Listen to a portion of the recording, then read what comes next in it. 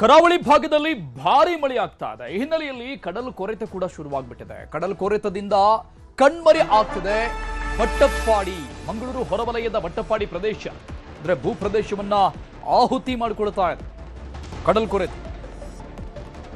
ಬೃಹತ್ ಗಾತ್ರದ ಅಲೆಗಳು ಬಂದು ಅಪ್ಪಳಿಸ್ತಾ ಇದೆ. ಮಂಗಳೂರು ಹೊರವಲಯದ ಬಟ್ಟಪ್ಪಾಡಿ ಪ್ರದೇಶ ಕಣ್ಮರೆ ಆಗ್ತಾ ಇದೆ. ಆ ಪ್ರಮಾಣದ ಕಡಲು ಕೊರೆತ ಕ್ಷಣ ಕ್ಷಣಕ್ಕೂ ಕೂಡ ಬಟ್ಟಪ್ಪಾಡಿ ಭೂಮಿಯನ್ನ ನುಂಗು ಹಾಕ್ತಾ ಇದೆ ಸಮುದ್ರ.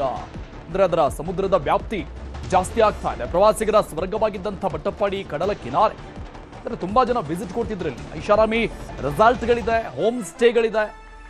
ಸುಮಾರು ಜನ ಇಲ್ಲಿ ಭೇಟಿ ಕೊಡ್ತಾ ಇದ್ರು, ಅಲ್ಲಿ ಬಂದು ತಂಗುತ್ತಾ ಇದ್ರು ಅನೇಕ ದಿನಗಳ ಕಾಲ. ಕಡಲು ಕೊರೆತದಿಂದ ರಸ್ತೆ ಸಂಪರ್ಕನೇ ಕಡಿತಾ ಆಗಿದೆ.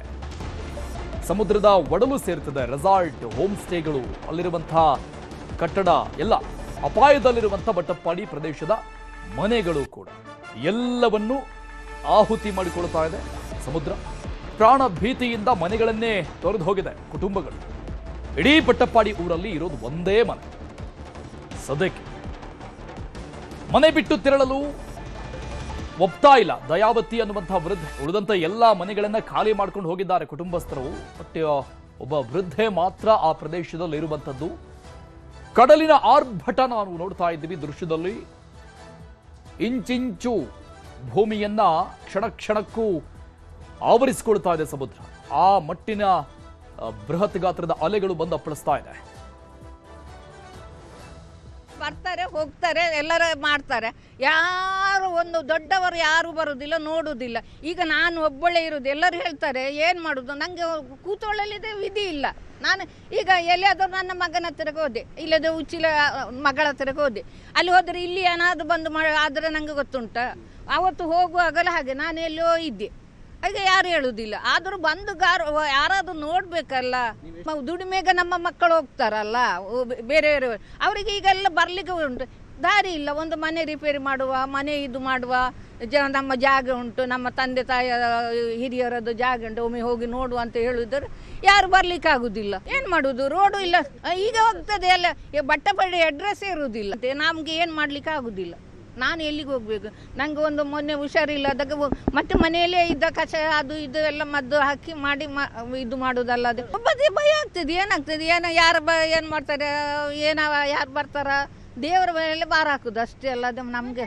ಆಮೇಲೆ ಮನೆ ಇದ್ದು ಮಕ್ಕಳು ಬರ್ತಾ ಇದ್ರು ಶಾಲೆಯಿಂದ, ಮತ್ತೆ ಟೂರಿಸ್ಟು ಬರ್ತಾ ಇದ್ರು ಸುಮಾರು ಜನ. ಮತ್ತೆ ಇಲ್ಲಿ ಅವ್ರವ್ರ ಮನೆಗೆ ಅವರೂ ಬರ್ತಾ ಇದ್ರು. ಎಲ್ಲರೂ ಸರಿನೇ ಇತ್ತು.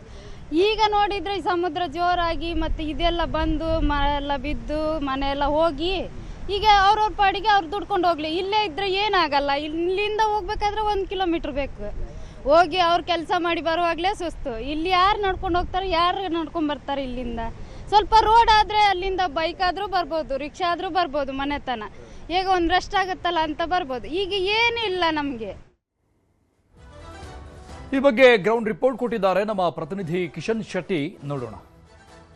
ಕರಾವಳಿಯಲ್ಲಿ ಮಳೆಯ ಅಬ್ಬರ ಕಡಿಮೆ ಆಗಿದೆ. ಆದರೆ ಅರಬ್ಬಿ ಸಮುದ್ರ ಸಂಪೂರ್ಣವಾಗಿ ಪ್ರಕ್ಷುಬ್ಧಗೊಂಡಿರುವಂಥದ್ದು. ರಕ್ಕಸ ಗಾತ್ರದ ಅಲೆಗಳು ದಡವನ್ನು ಅಪ್ಪಳಿಸ್ತಾ ಇದೆ. ನಾನೀಗ ಉಳ್ಳಾಲದ ಬಟ್ಟಪ್ಪಾಡಿಯ ಕಡಲ ಕಿನಾರೆಯಲ್ಲಿದ್ದೇನೆ. ದೃಶ್ಯಗಳಲ್ಲಿ ಗಮನಿಸ್ತಾ ಇರ್ಬೋದು ಅರಬ್ಬಿ ಸಮುದ್ರ ಯಾವ ರೀತಿಯಾಗಿ ಪ್ರಕ್ಷುಬ್ಧ ಆಗಿದೆ ಅಂತ ಹೇಳಿ ದೃಶ್ಯಗಳಲ್ಲಿ ನಿಮಗೆ ಸಾಕ್ಷಿಯನ್ನು ಹೇಳ್ತಾ ಇದೆ. ನೀವು ದೃಶ್ಯಗಳಲ್ಲಿ ಗಮನಿಸ್ತಾ ಹೋದರೆ ಈಗ ಭಾಗಶಃ ಬಟ್ಟಪ್ಪಾಡಿಯ ಸಂಪೂರ್ಣವಾಗಿ ಭೂಭಾಗವನ್ನು ಕಡಲು ಆಪೋಷಣವನ್ನು ಪಡೆದಿದೆ. ಕಡಲ ಬದಿಯಲ್ಲಿರುವಂಥ ರೆಸಾರ್ಟ್ಗಳಿಗೆ ಈಗ ಆತಂಕ ಎದುರಾಗಿದೆ. ಬಟ್ಟಪ್ಪಾಡಿ ಕಡಲ ಭಾಗ ಕಳೆದ 3-4 ವರ್ಷಗಳಿಂದ ಸಂಪೂರ್ಣವಾಗಿ ರೌದ್ರ ಅವತಾರವನ್ನು ಬಿಡ್ತಾ ಇದೆ. ಇಲ್ಲಿನ ಸಾಕಷ್ಟು ಭೂಭಾಗಗಳು ಸಮುದ್ರ ಪಾಲಾಗ್ತಾ ಇರುವಂಥದ್ದು. ಹಾಗಾಗಿ ಈ ಭಾಗದಲ್ಲಿ ಹಿಂದೆ ರೆಸಾರ್ಟ್ಗಳಿತ್ತು, ಐಷಾರಾಮಿ ಮನೆಗಳಿತ್ತು. ಆ ಮನೆಗಳ ನಿವಾಸಿಗಳು ಎಲ್ಲರೂ ಕೂಡ ಈಗ ಖಾಲಿ ಮಾಡಿದ್ದಾರೆ. ಈಗ ಇರುವಂಥ ಖಾಲಿ ಕಟ್ಟಡಗಳ ಅವಶೇಷಗಳು ಯಾವಾಗ ಸಮುದ್ರ ಪಾಲಾಗುತ್ತೆಂಬ ಭೀತಿ ಇರುವಂಥದ್ದು. ನೀವು ದೃಶ್ಯಗಳಲ್ಲಿ ಗಮನಿಸ್ತಾ ಹೋದರೆ ವರ್ಷದಿಂದ ವರ್ಷಕ್ಕೆ ಸಾಕಷ್ಟು ಕಡಲು ಅಬ್ಬರವನ್ನು ಕಾಣ್ತಾ ಇದೆ. ಕಡಲು ಹಿರಿದಾಗ್ತಾ ಇದೆ. ಹಾಗಾಗಿ ಕಡಲ ತೀರದ ಭೂಭಾಗ ಸಮುದ್ರದ ಪಾಲಾಗ್ತಾ ಇದೆ. ಈ ಭಾಗದಲ್ಲಿ ಪ್ರತಿ ವರ್ಷ ಲಕ್ಷಾಂತರ ರೂಪಾಯಿ ಖರ್ಚು ಮಾಡಿ ಕಲ್ಲನ್ನು ಹಾಕ್ತಾ ಇದ್ದಾರೆ. ಈ ಭಾಗಕ್ಕೆ ಸಚಿವ ಮತ್ತು ಶಾಸಕರು ಆಗಿರುವಂಥ UT ಖಾದರ್ ಅವರು ಪ್ರತಿನಿಧಿಸುವಂಥ ಕ್ಷೇತ್ರ ಇದು.